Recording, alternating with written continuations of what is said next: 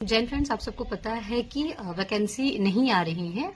जैसे कि आपको पता होना चाहिए कि वैकेंसी बहुत सारे आने वाली हैं। जैसे कि बिहार एसएससी की बात करें तो उसमें भी आपको 2000 प्लस वैकेंसीज आएंगी। बिहार दरोगा में भी आपको 1806 वैकेंसी आएगी।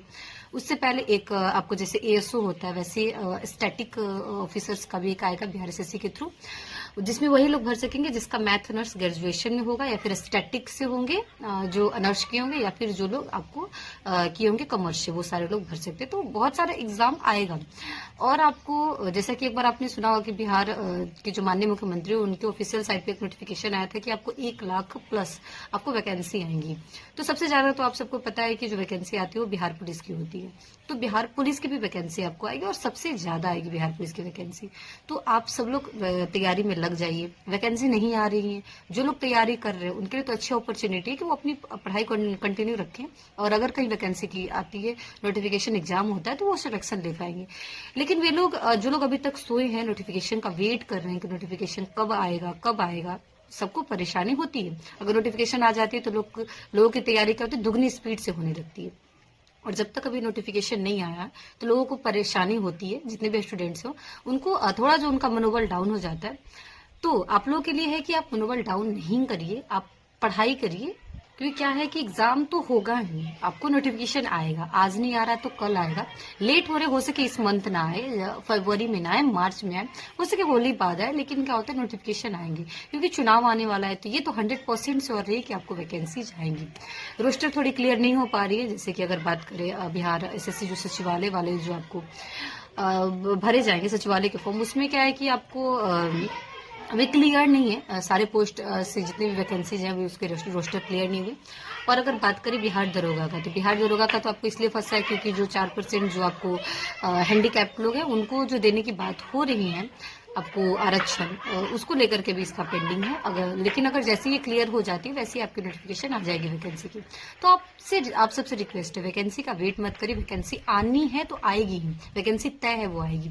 तो आप लोग प्रिपरेशन करिए, अच्छे से प्रिपरेशन करिए, ठीक है। अब बात करते हैं कि आपको कैसी कौन कौन सी बुक फॉलो करनी है। देखिए, बुक के लिए तो आप हमेशा से हम बताते हैं कि आप लुसेंट फॉलो कर सकते हैं या फिर किरम पब्लिकेशन, दोनों में से कोई लीजिए। अच्छी बुक है दोनों, आपको एक बेस करने के लिए बहुत अच्छी बुक है। जैसा कि आपने देखा होगा कि जो लोग लुसेंट पढ़ के गए उनके बिहार जो बीपीएससी है वो अच्छे से क्लियर हो गई होगी, ठीक है। तो आपको लुसेंट को भी आप नजरअंदाज नहीं कर सकते। लुसेंट पढ़िए, उसके बाद एक अच्छी बुक के लिए आप दृष्टि फॉलो कर सकते हैं। अगर नहीं टाइम है तो लुसेंट भी करेंगे तो फिर कोई दिक्कत नहीं है, पीटी निकल जाएगी आराम से। अगर आपने प्रैक्टिस सेट अच्छे से लगाया है तो पीटी आराम से निकल जाएगा, क्योंकि पीटी के लिए आपको लुसेंट चाहिए होगा। उसके बाद आपको चाहिए होगा करंट अफेयर्स, क्योंकि करंट अफेयर्स ज्यादा पूछते हैं पीटी में। 20-25 के अराउंड आपको पीटी में पूछ लेते हैं करंट अफेयर। जैसे बिहार दरोगा हो या बिहार सचिवालय के जो पीटी के एग्जाम होंगे उसमें ज्यादातर क्या होंगे, आपके क्वेश्चंस करंट अफेयर्स होंगे। तो करंट अफेयर के लिए 2 बुक आती है वन लाइनर एग्जाम्स के लिए, पहला स्पीडी और दूसरा क्या होता है रोटेरियन। तो आप दोनों में से कोई बुक फॉलो कर सकते हैं। स्पीडी भी आप ले सकते हैं या फिर रोटेरिया भी कर सकते हैं, दोनों में से कोई बुक भी आप फॉलो कर सकते हैं, ठीक है। मेरी मानिए तो स्पीडी लीजिए, स्पीडी बेस्ट है, ठीक है।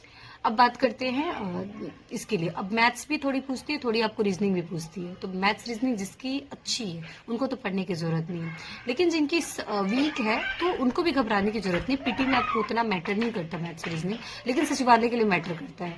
अगर सचिवालय की आप तैयारी कर रहे हैं तो उसके लिए आप अभी से मैथ्स और रीजनिंग की तैयारी में लग जाइए। जो बुक आपको अच्छी लगे, जो टीचर से आप पढ़ रहे हैं वही टीचर को आप फॉलो करिए, उसी टीचर को आप कंटिन्यू रखिए, वही बुक का नोट्स आप फॉलो करिए। लेकिन आप उसका रिवीजन 100 टाइम करिए। अगर आप किसी चीज में वीक हैं तो आप कोशिश करिए कि ज्यादा से ज्यादा उसका हम रिवीजन कर सके, उसका प्रैक्टिस कर सके, ठीक है। और दरोगा, बिहार दरोगा वालों के लिए तो मैथ रीजनिंग उतनी मायने नहीं रखती है। तो आप जो प्रैक्टिस सेट में आता है अगर उसका भी आप रिवीजन कर लेते हैं तो उससे भी आपका काम चल जाएगा, ठीक है। अब हम बात करते हैं प्रैक्टिस सेट की, क्योंकि प्रैक्टिस सेट लास्ट स्टेज में होता है, फाइनल होता है आपको प्रैक्टिस सेट। तो आप प्रैक्टिस सेट का बनाएंगे सबसे लास्ट में, आप प्रैक्टिस सेट लगाएंगे। प्रैक्टिस सेट लगाने के बाद उसका एनालाइज आप बहुत अच्छे से करेंगे, ठीक है। इतना ही आप स्टेप फॉलो करिए, अभी फिलहाल के लिए करिए क्योंकि आपको नोटिफिकेशन नहीं आया, तो इतना ही आपको जरूरत है। और अच्छे से आपसे रिक्वेस्ट है, आपसे हाथ जोड़ के रिक्वेस्ट है कि आप क्या करिए, पढ़ाई करिए, मन लगा के पढ़ाई करिए। नोटिफिकेशन जब आनी होगी तो आ जाएगी।